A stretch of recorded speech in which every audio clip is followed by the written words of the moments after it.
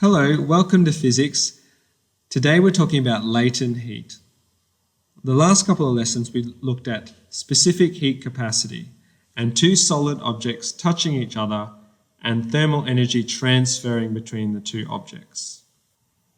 I showed you this table here from the Oxford New Century Physics textbook, and it tells us how much specific heat capacity each type of object has. So gold has a really low specific heat capacity. It doesn't require much energy to increase gold 1 degree, which makes sense, it's a metal. Water requires a lot of energy to increase it by 1 degree. So it has a much higher specific heat capacity. Today we're looking at latent heat, specific latent heat for each object.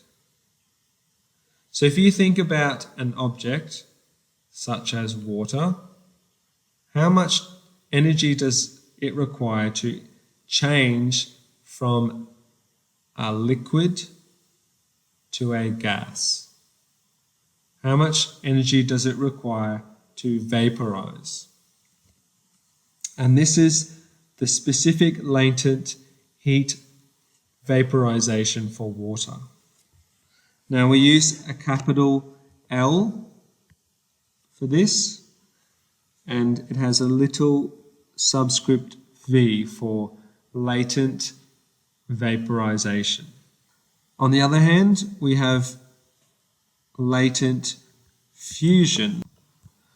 So here are some examples of specific latent heat numbers. So if we look at this table, we have specific latent heat of fusion. This number tells us 1 kilogram of ice can change to water using this amount of energy, this amount of thermal energy. 1 kilogram of ice to water. If you remember Q, the thermal energy required is equal to, hopefully you remember M is the mass. This time the equation's different. It looks like this. Q equals ml. Now if, let's say we have 50 grams of gold and we want to change this solid gold into a liquid, we'll do 50 grams, so divided by 1,000 to get kilograms, times by gold's number for fusion. So this is the energy required. So this is the amount of joules required to change gold from a solid to a liquid, 50 grams of gold.